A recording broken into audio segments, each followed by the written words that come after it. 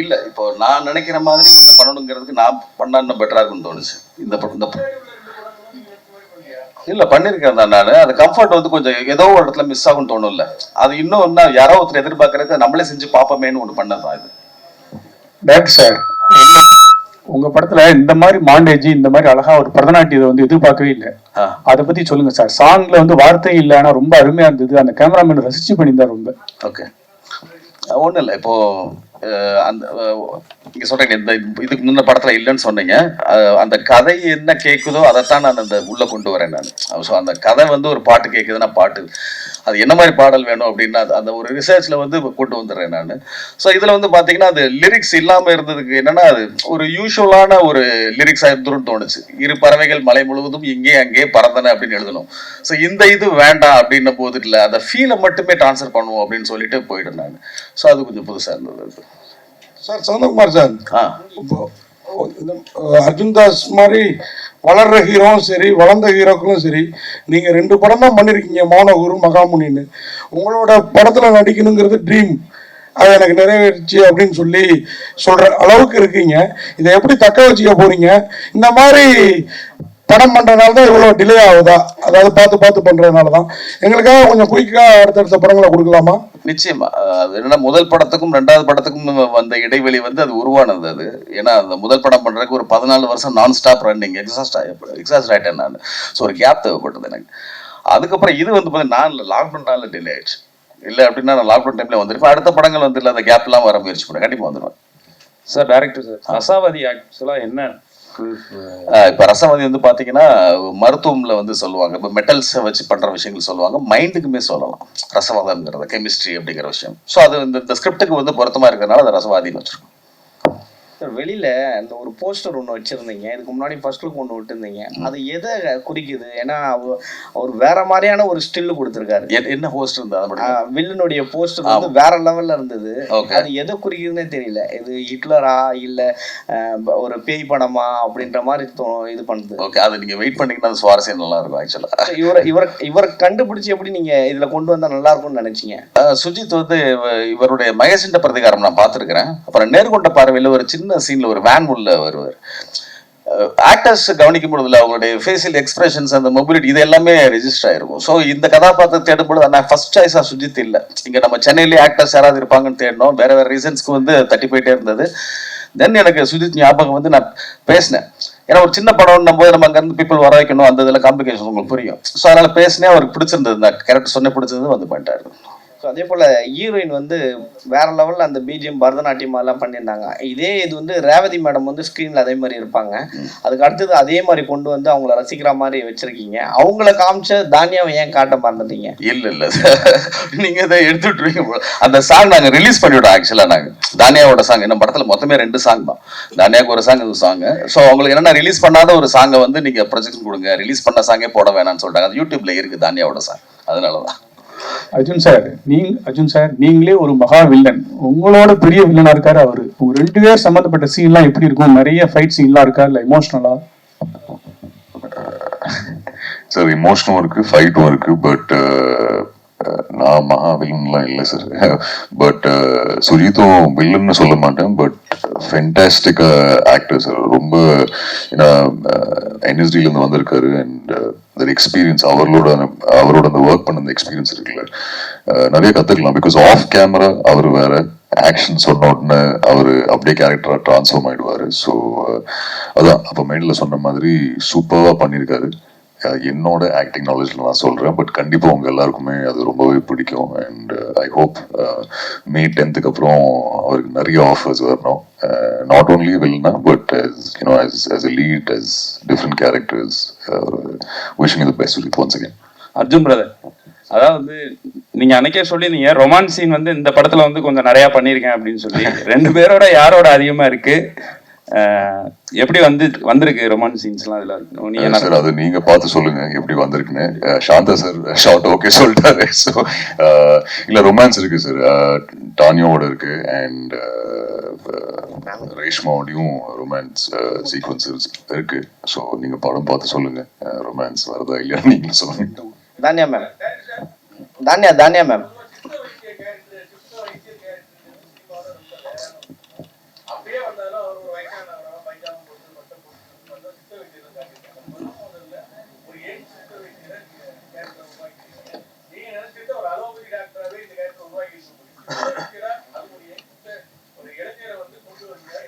அதான் நீங்க சொன்னீங்கல்ல சித்த வித்தியார்னு அப்படி ஒரு காமிச்சிருக்காங்கன்னு. இந்த மாதிரி ஆக்சுவலி சித்தா டாக்டர்ஸ் வந்து கவர்மெண்ட்ல நம்ம அலோபதி படிக்கிற மாதிரி அவங்களுமே கவர்மெண்ட்ல போய் படிச்சுட்டு வர்றாங்க. நிறைய பேருக்கு தெரியுமான்னு கூட எனக்கு தெரியல. ஸோ இப்போ அலோபதி டாக்டர் நிறைய வந்துட்டாங்கல்ல, ஏன் நம்ம ஊருக்கு சித்தா டாக்டர் காமிக்க கூடாதுன்னு காமிச்சோம். தானியாஜி மேம் இல்ல படத்துலயே பேசும்போது கம்மியா தான் பேசுறீங்க, ஆனா ஆக்டிங்லாம் வேற லெவல்ல இருக்கு. படத்துல எந்த அளவுக்கு வந்திருக்கு உங்களுடைய போர்ஷன்? இந்த கேள்விக்கு சார் தான் பதில் சொன்னேன், ஏன்னா நாங்கள் இன்னும் ஃபுல்லாக பார்க்கல. பட் பார்த்த அளவுக்கு எனக்கு ரொம்ப பிடிச்சிருக்கு, எல்லாத்துக்கும் பிடிச்சிருக்கு. அண்ட் படத்தில் நிறையா பேசியிருக்கேன். அது ஜென்ரலாகவே எனக்கு அவ்வளோவா பேச வராது, அது உங்களுக்கு பை நவ் தெரிஞ்சிருக்கும். சாரி, அதுக்கு ட்ரை பண்ணிக்கிறேன் இன்னும் நிறையா பேசுறதுக்கு. சார் சந்தகுமார் சார், அதே மாதிரி இப்ப இந்த ஜிஎம் சுந்தர் அவருக்கு அண்ணாண்டைக்கு இன்னொருத்தர் இருக்கிறாரு. இந்த மாதிரி நடிகர்கள்லாம் தானியமாரம் கூட இவங்களாம் கொஞ்சம் பெக்குலரான ஆர்டிஸ்ட்.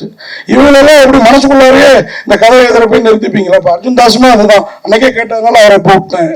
இவங்க எல்லாருமே கதை எழுதுற போய் இதுக்கு இவங்க கரெக்டா இருப்பாங்க அப்படி ஒரு ஃபீல் பண்ணி எழுதுவீங்களா? எப்படி என்னன்னா கதை எழுதும் பொழுது அந்த கேரக்டருக்கான உருவம் வந்து நிற்கும் அந்த ஸ்கெட்ச்.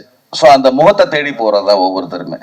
சிலர் வந்து அந்த உருவம் ஒத்து வந்துடும், அந்த பெர்ஃபார்மன்ஸ்ல வந்து அது இல்லாம இருக்கும். ஸோ அதே அதை திரும்ப நீங்க ட்ரை பண்ணுவோம். ஸோ ஃபர்ஸ்ட் என்னன்னா அந்த கதாபாத்திரம் டிமாண்ட் பண்ற அந்த உருவ அமைப்புள்ள வந்து நடிகர்களை தேர்ந்தெடுக்கிறது ஃபர்ஸ்ட். அது முடிஞ்சிருச்சுனாலே பாதி வேலை ஓவர். அதுக்கப்புறம் வந்து பெர்ஃபார்மன்ஸ் கொஞ்சம் சேர்த்துருவோம். அதே மாதிரி நம்ம சாப்பாட்டுல ரசங்கிறது வந்து நான்வெஜ் சாப்பிட்டாலும் ரசம் தேவைப்படும், வெஜ்ஜு சாப்பிட்டாலும் அந்த செரிமான நான்வெஜ்ஜுக்கு இது தேவைப்படும். இந்த படம் வந்து இப்ப மலையாள படங்களை கொண்டாடிட்டு இருக்கிற தமிழ் சினிமாவுக்கு ஒரு ரசமா ஒரு மாற்றத்தை தருமா? இல்லை, இப்போ மலையாள சினிமா இப்போ எல்லா சினிமாவுமே எல்லாருமே கொண்டாடுறாங்க. நல்ல படம் இருந்துச்சுன்னா இல்லை, அது என் மொழிலாம் இல்லை. இப்போ நம்ம கேஜிஎஃப்லாம் கன்னட படம் நம்ம ஊரில் இப்போ பார்த்தோம் கொண்டாடினாங்க. ஸோ அது மாதிரி மஞ்சுமால் பாய்ஸ் வந்து அது மலையாளம் நல்ல படம் வந்து எந்த இப்போ போஜ்பூரிலேருந்து ஒரு படம் நல்ல படம் நம்ம ஊர் ரிலீஸ் பண்ணாலுமே நம்ம ஜனங்க பார்ப்பாங்க. ஸோ ரசவாதியும் அதே மாதிரி என்கேஜிங்கான ஒரு படம் பிடிக்கும் எல்லாருக்கும். டேரக்டர் சார், உங்களுக்கும் அர்ஜுன் தாஸ் ரெண்டு பேருக்கும் கொஸ்டின். யார் சொன்னாலும் ஓகே தான். எப்பவுமே வந்து ஒரு ஆக்டரோட பேர் போட்டு தான் படத்தோட டைட்டில் ஸ்டார்ட் பண்ணுவாங்க. ஆனா உங்க பேரு சாந்தகுமாரின் சராசரி போட்டுதான் ஸ்டார்ட் பண்ணி, என்ன காரணம்? ஏன் வந்து அவரு அவ்வளவா தெரியலையா? இல்ல இந்த இதுல வந்து பாத்தீங்கன்னா நீங்க சொல்றது ஒரு கமர்ஷியல் பிலிம்ல வந்து அந்த ஒரே ஒரு கதாபாத்திரத்தை மையப்படுத்தி ஒரு நகரம் இல்லையா? ஸோ இதுல இருந்து எனக்கு நான் எல்லாருமே நான் மிஸ் பண்ண விரும்பல. ஸோ முன்னாடி தான் எல்லாருமே நான் போடணும். ஸோ அதனாலதான் இந்த இதுல இருக்காங்க இல்லையா, இவங்க எல்லா கதாபாத்திரமும் சேர்ந்துதான் ஒரு கதையை சொல்றாங்க. ஸோ அதனாலதான் அது பண்ணி போகணும். ஹீரோயிட்ட கொடுத்துருங்க. ஹீரோ நீங்க எப்படி பாக்குறீங்க? சார் எனக்கு ரொம்ப சந்தோஷம் சார். இன்ஃபேக்ட் அவரு அர்ஜுன் தாஸ் இன் ரசவாதின்னு போறது நானே ரெக்வெஸ்ட் பண்ணியிருப்பேன் சார், ப்ளீஸ் சாந்தகுமார் ஓட ரசவாதி இருந்தா பெட்டர். ஏன்னா அதுதான் நான் சொன்னேன், ரிலீஸ் அன்னைக்கு நான் ஒரு போட்டோ ரிலீஸ் பண்ணுவேன், அது கீழே நிறைய எஸ்ஸே ஆல்ரெடி எழுதி வச்சிருக்கேன். என்னோட dream film by Santhakumar. So அவரோட பேர் வருது பர்சனலா எனக்கு ஒரு ரொம்ப ரொம்ப பிளெஸ்டான feeling sir. So I am very okay அவரோட டிசிஷன்ல. டேரக்டர் சார், உங்களுக்கு தான் எப்பவுமே வந்து நீங்க எப்பவும் வித்தியாசமான ஸ்டோரி பண்ற ஒரு ஆளு, சரிங்களா? சூப்பராகவும் பண்ணுவீங்க. இந்த படத்துல இந்த இதுல வந்து வில்லனுக்கு ஒரு கோட்டாய் விடுற மாதிரி ஒரு சீன் வச்சிருக்கீங்க, என்ன காரணம்? கொட்டாய் விடுற மாதிரி? ஓகே, ஆக்சுவலா நீங்களே சொல்லிட்டீங்க கொட்டாய் விடுறதுன்னு சொல்லிட்டு. நீங்க அது மூவி பார்த்தீங்கன்னா புரிஞ்சுப்பீங்க. ஏன்னா இப்போ உங்களுக்கு பிரெயினுக்கு வந்து ஆக்சிஜன் போகிறது கம்மியானாலுமே கொட்டாய் வரும் உங்களுக்கு. ஸோ அது மாதிரி நிறைய ரீசன்ஸ் இருக்கு கொட்டாய் வர்றதுக்கு. அவருக்கு எதுக்காக கொட்டாய் வருது ஸ்க்ரீனில் பார்த்துருக்கேன். டைரக்டர் சார், ஒரு படைப்பாளியே உங்களுக்கு முழு சுதந்திரம் கிடைக்கல அப்படின்னு தயாரிப்பாளராக வந்தோன்னு சொன்னீங்க நீங்க. ஸோ இனிமேல் உங்களுடைய படைப்புகள் தான் நீங்க சொந்த தயாரிப்பு தான் இருக்குமா இனிமேல் வரப்போறது? அப்படிலாம் கிடையாது. எனக்கு ஆக்சுவலி எனக்கு ரைட்டிங் டைரக்ஷன் பிடிச்ச மாதிரி எனக்கு ப்ரொடக்ஷன் வந்து பிடிக்கலன்னு தான் சொல்லுவேன். ஆக்சுவலாக எனக்கு ரைட்டிங் வந்து ரொம்ப பிடிக்குது. நாவலிஸ்ட் மாதிரி தனியாக உட்காந்து எழுதுறேன், எந்த டிஸ்டர்பன்ஸும் கிடையாது. எக்ஸிக்யூட் பண்ணுறது எனக்கு கம்ஃபர்டான டீம், எனக்கு கம்ஃபர்டான ஆக்டர்ஸ் கூட வந்து என்ன இதில் ஒர்க் பண்ண ரெடி அப்படின்னு இன்ட்ரெஸ்டாக இருக்கவங்க கூட சேர்ந்து ஒர்க் பண்ணுறேன். இந்த போர்ஷன் வரைக்கும் பிடிக்குது. பட் அது வந்து வேற ஒரு உலகமா இருக்கு, அது ஒரு அனுபவம் வேணும் இல்லையா? ஸோ அதுக்காக நான் வந்து பார்த்தேன் நான். ஸோ ஒரு படைப்பாளியாக இருந்தாலும் சென்சார் நிறைய பிரச்சனைகள் இருக்கு, நிறைய பேர் சொல்லிட்டு இருக்காங்க. ஸோ உங்களுக்கு வந்து யூஏ கிடைச்சிருக்கு. ஸோ நீங்கள் என்ன மாதிரி பார்க்குறீங்க? இல்லை, எனக்கு இது என்னுடைய முந்தின 2 படங்களும் சரி, இதுவும் சரி, எனக்கு சென்சார் கூட எனக்கு எந்த ஒரு இதுவுமே இருந்தது இல்லை. அது என்னன்னா ஃப்ளோவில் எழுதும் பொழுது சில வார்த்தைகள் எல்லாமே எழுதியிருப்பேன். ஸோ அது மட்டும் மியூட் கேட்டிருக்கேன். என்னுடைய முந்தின 2 படங்களுமே சரி, அதுதான். ஸோ படம் பேச அந்த படத்தோட இன்டென்சிட்டிக்காக வந்து இந்த யூஏ வந்திருக்கும். சார் இங்கே சார், ஐ ஹேவ் 2 கொஸ்டின்ஸ். ஒன்று வந்து எல்லாருமே பாட்டு பற்றி சொல்லியிருந்தாங்க, மாண்டாஜ்ல லிரிக்ஸ் இல்லாமன்னு. நீங்கள் ட்ரெய்லர்லேயே ஒரே ஒரு டைலாக் தான் வருது, மொத்தமாகவே பாட்டு வச்சு பண்ணீங்க. அதுவே எனக்கு ரொம்ப ஃபேசினேட்டிங்காக இருந்தது. கதை என்னன்னே புரியல ஆக்சுவலி ட்ரெய்லர்லேருந்து. ஏதோ we getting some glimpses, but கதை என்னன்னு புரியல. ஸோ இதுக்கான, ஏன்னா ஒரு ட்ரெய்லர் தான் ஒரு ஆடியன்ஸ் இழுக்குதுன்னு நான் நினைக்கிறேன். So thinking behind this. இல்லை, அதான் இப்போ ட்ரெயிலரில் நீங்கள் கதை புரியலன்னு சொன்னீங்களா, அது புரியக்கூடாதுன்னு ஹோல் பண்ணோம். பட் நீங்கள் ட்ரெயிலரில் பார்த்தீங்கன்னா ஓகே, ரொமான்ஸ் ஆக்ஷன்லாம் இருக்குதுங்கிறது மட்டும் தான். ஏன்னா மிதினம் ஒரு வால் போஸ்ட் ஒட்டியிருப்பாங்க நம்ம அந்த டிவிக்கெல்லாம் முன்னாடி. அதில் பார்த்தீங்கன்னா 2 பேர் சண்டை போடுறது இருக்கும், ஒரு டான்ஸர் டான்ஸ் ஆடுறது இருக்கும், காமெடி நீங்கள் செஞ்சுட்டு இருப்பார், இப்படி வந்து கொலாஜ் பண்ணி ஒரு போஸ்ட் வரும் இல்லையா? ஸோ அதே மாதிரி ஒரு விஷுவல் போஸ்டர் இது, அவ்வளோ. ஓகே.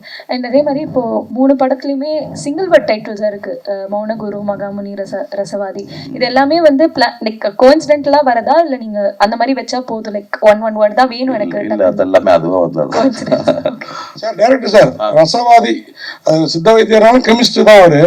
நான் அன்னைக்கு கேட்டதுதான் அர்ஜுன் தாஸ் சொல்ல. இப்ப இங்க கூட நீங்க சொல்லுங்க, யாரு கூட அவருக்கு கெமிஸ்ட்ரி பிசிக்ஸ்ல 2 ஹீரோயின்ல ஒர்க் அவுட் ஆயிருக்குது? அது நீங்களே சொன்னா நல்லா இருக்கும். ஏன்னா 2 பேரு கூடயுமா இருக்குது. ஸோ அதை எவாலுவேட் பண்றது வந்து என்னோட இது இல்லை, நீங்க தான் நல்லா பண்ணுவீங்க. இல்ல அந்த வட்ட காளான் கூட லைட்டா வந்துட்டு போகுது. நீங்க அந்த கெமிஸ்ட்ரி ஒர்க் அவுட் ஆகிறதுக்கு இல்ல அது கதையில ஒரு சின்ன ஒரு இதா தான் யூஸ் பண்ணிருப்பாங்க நீங்க கேட்டதுல. அப்புறம் முக்கியமா ஒரு கேள்வி, நம்ம சக்தி பிலிம் ஃபேக்டரி சக்தி சின்ன படத்துக்கெல்லாம் கூட இங்க வந்து உட்கார்ந்துருப்பாரு. இந்த மாதிரி இப்ப இந்த கில்லி அவரை ரொம்ப கில்லி விளையாட வச்சிருச்சு, அதனாலதான் இல்லையா? இல்ல அவர்கிட்ட பேசுறதா அதை நீங்க தயாரிச்சிருக்கீங்க இந்த படம்? ஆமா, இல்ல அவர் சொந்த வேலையா ஊருக்கு போயிருக்காரு. சோ அதனால அவர் வர முடியல, அவர் சொல்லியிருந்தாரு. சுஜி சார், சார் மலையாளத்தில் நீங்கள் நிறைய படங்கள் பண்ணியிருக்கீங்க, நல்ல கேரக்டர்ஸ்லாம் பண்ணியிருக்கீங்க. இந்த படத்தில் நடித்த எக்ஸ்பீரியன்ஸ் எப்படி இருந்தது? தமிழில் இனிமேல் அடுத்தடுத்து நிறைய படங்கள் நடிக்கிறதுக்கான வாய்ப்பு இருக்குமா நீங்கள்? செகண்ட் கொஸ்டினுக்கு நான் ஆன்சர் சொல்கிறேன். ஐ மீன் தெரியாது, இந்த படத்துக்கு அப்புறம் தான் ஐ மீன் சான்சஸ் கிடைக்கும்னு நினைக்கிறேன்.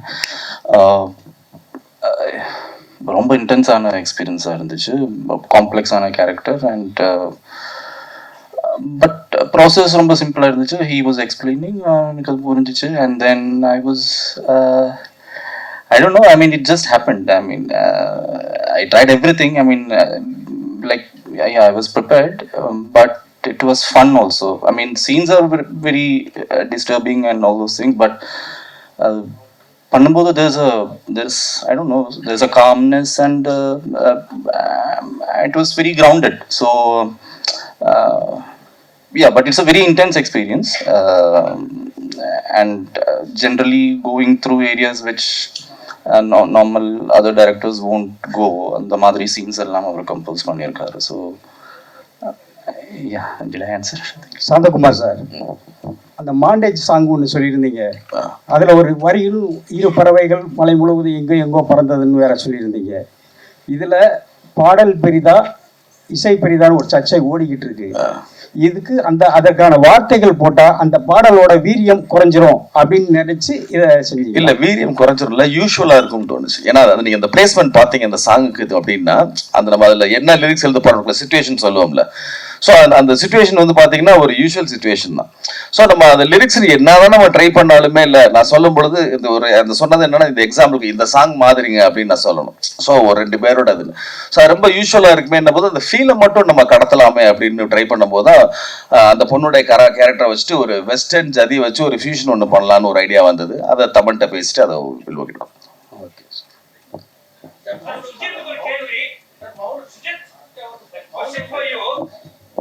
Yeah. Grandfather he was into active politics. Our lifetime he was going to communist. What about you entering into politics? Do you have any idea about it? No. Why so? Well, why would it be the first question? I mean, that's my grandfather. I mean, there are a lot of other people in my family, and I'm not following them also. So it's not a compulsion, no. No, it's not a compulsion. You don't have any idea or any interest on it?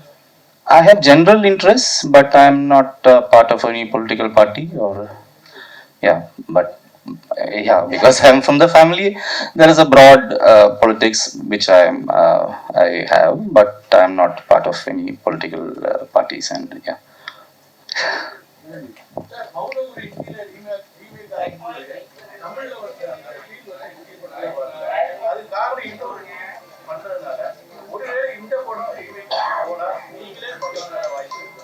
ஹிந்திக்கு போனாவா?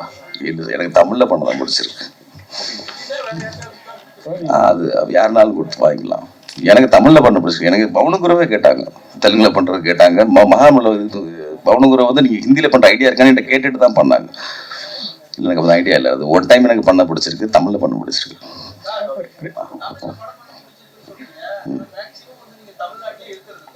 இல்லையே, தமிழ்நாட்டில் தான் இருக்கேன். தமிழ்நாடவே ஒரு எக்ஸ்டெண்டடா பாக்குறேன்னு நினைச்சுக்கோங்களேன். இல்ல, அது எல்லாமே சும்மா யாரு போன் பண்ணாலுமே எடுப்பேன். எடுக்கலைன்னா ஒரு மெசேஜஸ் இருந்ததுன்னா பார்த்துட்டு கூப்பிடுவேன். அது தெரிஞ்ச நம்பர்லாம் கிடையாது, தெரியாத நம்பருமே பேசுவேன்.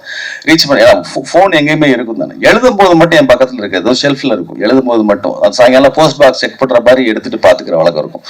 மற்றபடி டிராவல்லையோ ஷூட்லயோ எப்பவுமே ஃபோன் இருக்கு. எனி டைம் ரீச் பண்ணலாம். நீங்க வேணா ட்ரை பண்ணி பாருங்க, நீங்க கூப்பிடுவேன். எனக்கு வந்து நம்ம பேசுற தமிழ் மொழி தெரியும், ஆங்கிலமும் ஹிந்தி அரைகுறையா தெரியும். அதாவது டிராவல் லாங்குவேஜ். நீங்க உட்காந்து இன்டராக்ஷன் பண்ணோம்னால நான் பேச மாட்டேன். இப்போ உயிர் தப்பிச்சுக்கிறதுக்கு தெரியும் ஹிந்தி ஆங்கிலம். ரேஷ்மா, அந்த சாங் நல்லா இருந்தது. நீங்க பரதநாட்டிய டான்ஸரா உண்மையிலே அந்த சாங் எத்தனை நாள் எடுத்தாங்க?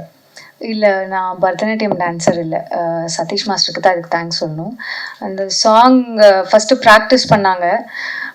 எனக்கு புதுசு தான், நான் ஸ்கூல் டைம்ஸ்லலாம் பண்ணியிருக்கேன், பட் இது எனக்கு புதுசு தான். பட் நல்ல எக்ஸ்பீரியன்ஸாக இருந்துச்சு கற்றுக்கிறதுல. பர்ஃபெக்ஷன் வர வரைக்கும் அவங்க அதுக்கு இது பண்ணாங்க. ரொம்ப தேங்க்யூ. மேடம், அர்ஜுன் தாஸ் சாரோட ரொமான்ஸ் சீன் எப்படி இருந்துச்சு? நீங்க சொல்லுங்க. அவர் சொல்லலை, ஏன்னா நாங்களாம் அதுக்கு ரொம்ப வெயிட் பண்ணிக்கிட்டு இருக்கோம். அது இல்லாமல் மலையாளத்தில் ரொம்ப வெயிட் பண்றாங்க அவரோட ரொமான்ஸோட படத்துக்காக. அவரோட ரொமான்ஸ் எப்படி இருந்துச்சுன்னு சொல்லுமா? அவரோட ரொமான்ஸ் நல்லா தான் இருந்துச்சு. நிஜமா பார்த்தாலே தெரியும், ரொம்ப நல்லா இருந்தது. சொன்ன மாதிரி புதுசா இருந்திருக்கோங்க எல்லாத்துக்கும். எனக்கு நேர்ல பார்க்கும்போது he can do anything அப்படின்னு தோணுச்சு. தேங்க்யூ. அங்க ஹீரோயின் கிட்ட கேள்வி கேட்காத மீனாட்சி சார் இருக்கிற ஒரு பிரஸ் மீட்டா நினைச்சேன், அந்த குறையை தீர்த்துட்டாரு சார். ஒரே ஒரு கேள்வி என்னோட சைட்ல இருந்து. வழக்கத்துல வந்து அதிகமா பயன்படுத்தாத வார்த்தை இந்த ரசவாதி. ஏன்னா பேச்சுவாக்குல யாருமே அதிகமா அந்த வார்த்தையை பயன்படுத்தி இருக்க மாட்டோம். இந்த படம் ரிலீஸ் ஆன டைம்ல தான் ஆல்மோஸ்ட் இதை பத்தின பேச்சே வருது. இந்த டைட்டில் தான் வைக்கணும் அப்படிங்கிறதுக்கு பின்னாடி இருக்கக்கூடிய அழுத்தமான காரணம் என்ன? இப்போ மௌனகுருமே அப்படித்தான். அந்த டைட்டில் வைக்கும் போது அதுக்கு முன்னால இருக்குதா அப்படின்னு தேடி பார்த்தபோது ரொம்ப ரேராக தான் இருந்தது. ரசவாதியுமே இருக்கு. இப்போ முந்தின ஜென்ரேஷன்ல யூஸ் பண்ணுவாங்க. 60s பிறந்தவங்க, 70s அதுக்கு போல பிறந்தவங்க அந்த ரசவாதிங்கிற வார்த்தை இருந்தது. இப்போ நம்ம புழக்கத்துல இல்லாம போயிருச்சு. அது ஒரு சின்ன சர்க்கிள்ல மட்டுமே இருந்துட்டு இருக்கு இந்த வார்த்தை. இது ஏன் அப்படின்னு நீங்க படம் பார்த்தா புரிஞ்சுப்பீங்க. Thank you sir. ஸோ பத்திரிகை நண்பர்கள் அனைவருக்கும் வந்திருந்து பொறுமை காத்து கேள்விகள் அனைத்தையும் சிறப்பாக கேட்டு முடித்து அனைத்திற்கும் நன்றிகள். May 10th வந்து ரசவாதி படம் ரிலீஸ் ஆகுது. பார்த்துட்டு உங்களுடைய மேலான ஆதரவை இந்த டீமுக்கு வந்து கொடுங்க. தேங்க்யூ, நன்றி.